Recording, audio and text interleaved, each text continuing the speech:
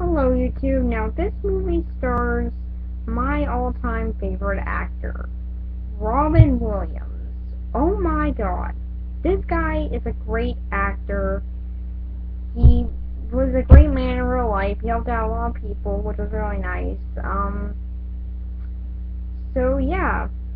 But there's something kind of weird that he does in this role. This role requires him to not use all that emotion that he usually has. But in this time, he's acting like a robot. Why they have him doing this? Because he's an android. Yep, for some odd reason he's an android in this movie. Kind of an odd casting choice, but you know what? It works. So yeah, this is Bicentennial Man. Now the story of this movie is Andrew is an android who was just created to clean up around the house and stuff. But after a while, like all movies with robots, I guess, he begins to develop some of a personality. And eventually develops hobbies and ideas and questions and a desire for answers and a desire for life. Yeah, I don't know how he got this. Really, he was just an android. How the heck did he get all of that? Well, anyway, he basically gained life. How? He's magic, I guess. I don't know. But, he eventually got over time while being taught by Sir. That's really all I know. That's all I know about his name. I know he has an official name, but that character, to me, is just called Sir. And also learning about innocence, I guess, and childhood innocence from Little Miss. Yeah, again, a character with only the name Little Miss. Yeah, he just gave people nicknames, I guess.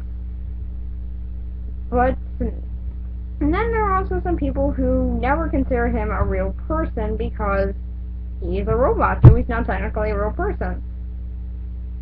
Too bad those people don't matter. Yeah, really. None of the people that said, oh yeah, he's not a real person, never come back. They sort of show up after a while and leave. And this robot spends 200 years of his life, yeah, 200 whole years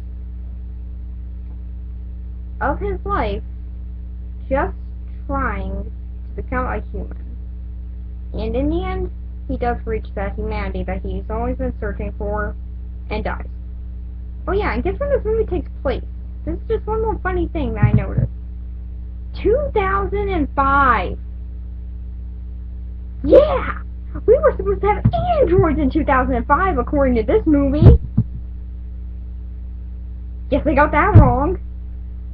But anyway, the story itself is actually mainly character driven and also emotion driven. They really do want you to get invested in these characters, so they don't throw that much at you. And they only throw just enough characters just so then they can mainly focus on them and their characters' struggles or emotions or feelings or anything. They mainly just want to focus on that single detail. Because of this, to me, it was a very intriguing movie. Having a lot of really nice ideas, actually, about how people would treat this. About how people would treat a robot that is trying to become a human. And how, in the end, how it would all work. And, yeah, I was invested. Throughout the whole movie, I was entirely invested.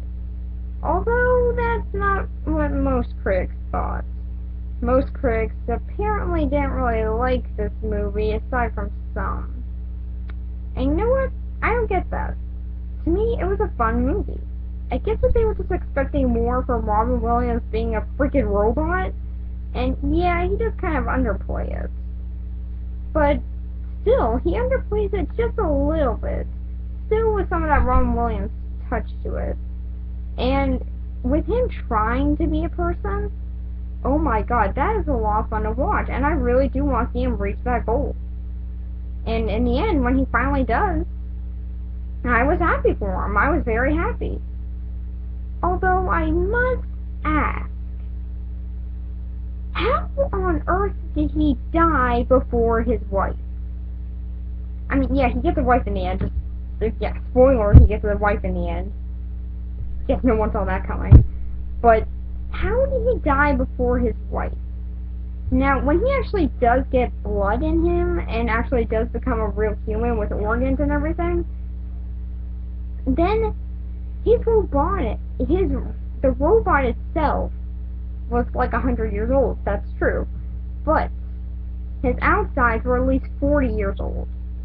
Yeah, he was at least 40 when he got outside and actually flesh and everything. So if he was 40 when he got all that,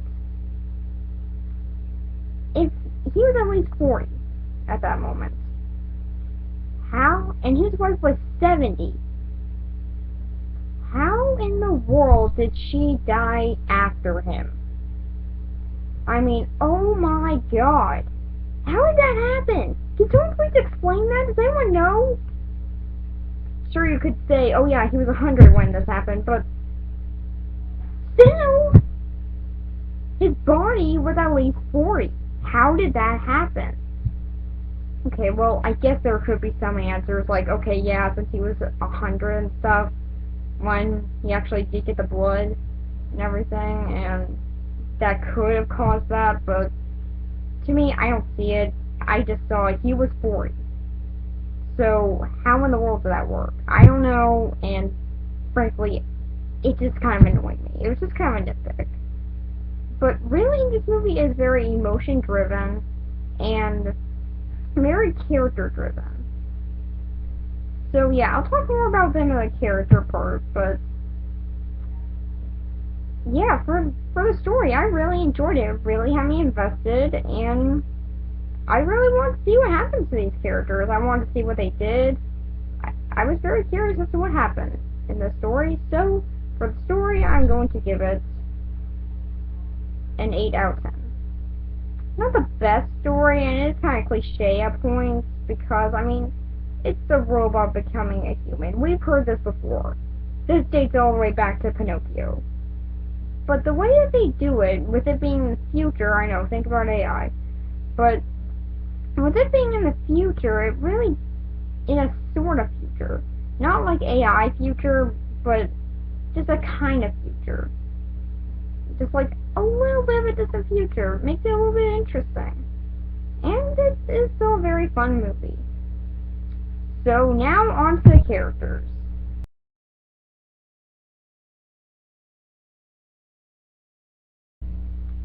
Now the characters.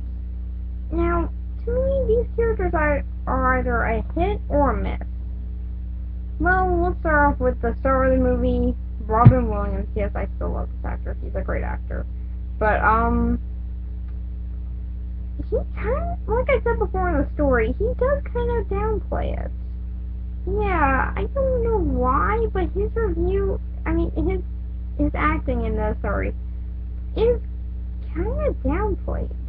I guess that's not what critics were expecting, and that's why they might not have liked it, but I don't know, it just sort of seems kind of downplayed. But it still is fun to watch. He does have a likable personality in this movie, sort of being the AI kid. I'm sorry, yeah, he kind of is. Like a kid who really wants to be a real boy or something, like really wants to be a real human or something like that. But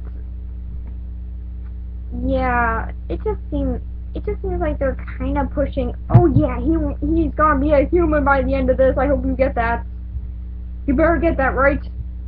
Okay, well they don't really seem to care. Let's shove it at them some more. And yeah, that can be annoying at times, but I just started watching him trying to be a human. And yeah, he actually did seem a little bit upset when he couldn't actually have good facial features. Like, there were some moments where he couldn't have good facial features, and some of these people that I knew his whole life were dying. And he wanted to look really sad about that. But because he's an android, it couldn't really show. And yeah, I did want to see him get those facial features. I wanted to see him be more expressive and more characteristic. And by the end, he actually really is. And I find him very enjoyable. And after him is Lil Miss, who is okay. I mean, she's not done wonderfully, I won't say that, but yeah, to me she's just an okay character. Not really being that great, and she's not really, she doesn't really have a point by the end of it. Yeah, by the end the only thing that you know about her is she thought Andrew was cool, I guess, I don't know. But there is one thing I really did enjoy about her, is how, even though she did love this robot, she still married someone else. Yeah, she actually married a completely different person, even though she did like this robot a lot for some reason, even though he's extremely emotionless. Yeah, I don't really know why he liked it. I don't really know why she liked him, she just did. I guess since she grew up with him, that means that she should like him, I don't know. But she did at least have a character going in. And yeah, I found it kind of interesting that even though she did love this robot, she didn't end up marrying him. That was an interesting little plot twist. But then the one that does end up marrying him is, okay, here's how I know her. This is my name for her. Lil Miss's twin. Yeah, she's basically the exact same person. Actually, she's played by the exact same actress. And she has a whole lot less of a character. I know she's supposed to have a character, but she hardly has any. Her character is just, she's supportive and can get angry at times. Ooh, be engaged with that. But yeah, aside from that, she doesn't really have a character. To me, the biggest point where she had character was when Andrew actually came to her house.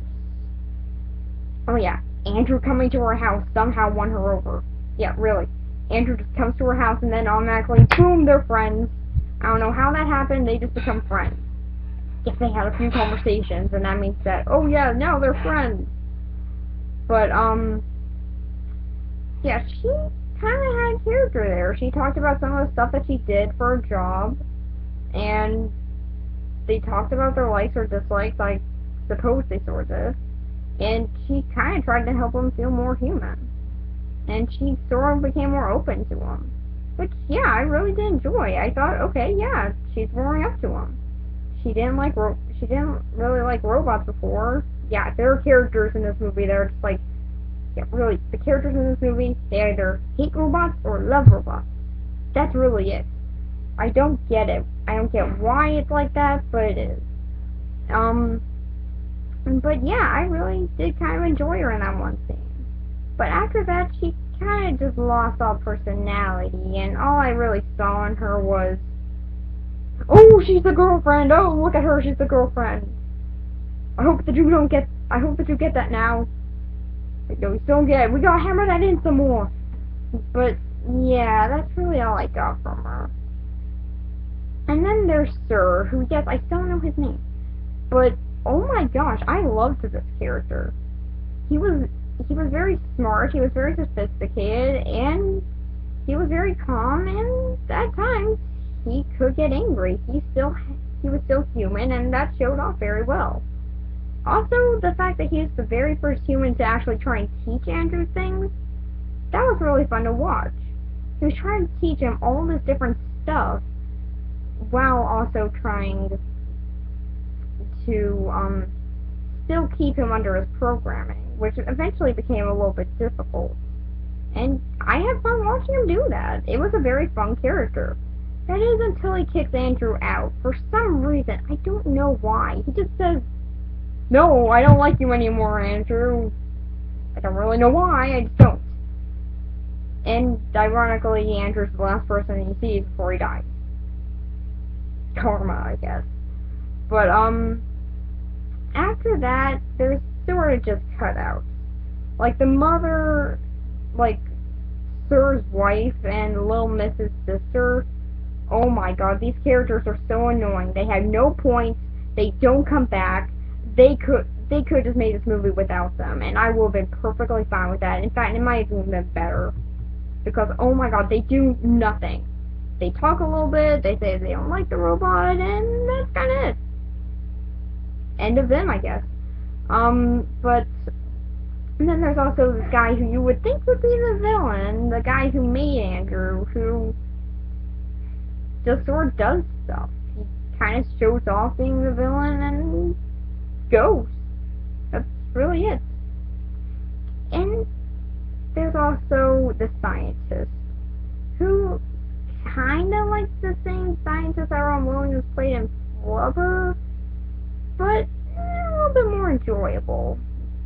He had a little bit more character to him, and he was still kind of interesting to watch. But then there's the worst character of them all, Galactica. Oh my god. Where do I begin on Galactica? Okay, well, here's a good start. For one, she's annoying! Even Andrew found her annoying in this movie. And you know what? She's the last robot of his kind, and he still found her annoying. With good reason. All she does is dance around. Really, that's it. She just dances around and plays music. And the only time I enjoyed watching her was one, when Andrew would try to destroy her. That was fun. Andrew would just... There was even one point where Andrew was like, gonna take her apart. It was so funny.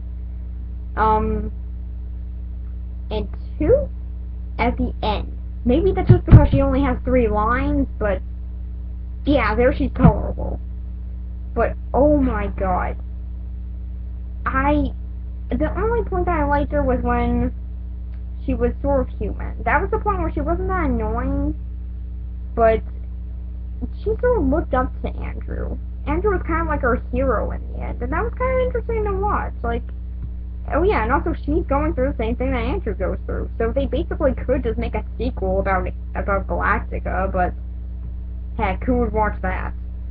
But yeah, she was fun to watch at that point, and she did have a little bit more of a personality, being a caring person who eventually became a nurse. Because everyone goes to from scientist assistant to being a nurse, I guess. And from going to that, and being a very kind and caring person as a nurse, and also having a little bit more of a personality to her. And that's about it with all the characters. It's either, like I said before, it's either a hit or a miss with them. Some of them work, some of them don't. It just sort of depends on which ones you like. So for me, I'm going to give the characters a 6 out of 10. Because not that many of them work. Some of them are cutouts, and some of them don't even have a point. Like the dog. I don't know why there was a dog in this. Oh yeah, Ron Williams gets a dog. That's his story arc. But yeah, to me the characters just didn't really offer that much at times, but the ones that did were really fun to watch and had a lot of personality. And so for this movie as a whole, I really enjoyed it. It's one of my favorite Robin Williams movies. Yeah, shock. But it really is. I found it a very fun movie. I almost cried when Sir died. I was just like, oh my god, they killed him off. But yeah, it's a very fun movie, and it's very, very interesting to watch. Especially when you see how these characters interact and jump off of each other, and how the story is mostly emotion and character driven. It's pretty fun. I guess some people didn't really like it because it wasn't what they expected. But this is one of the Ron Williams movies I was really looking forward to watching, and yeah, I really enjoyed. So for the movie itself, I'm gonna give it an 8 out of 10. Okay, wait, no. An 8.5 out of 10? Does that work? Yeah, I'm gonna try and do that. Okay, 8.5 out of 10. So, yeah, I found it a lot of fun. It's one of my favorite Ron Williams movies, and yeah, I just thought that it kind of hit point. So, yeah. Bye.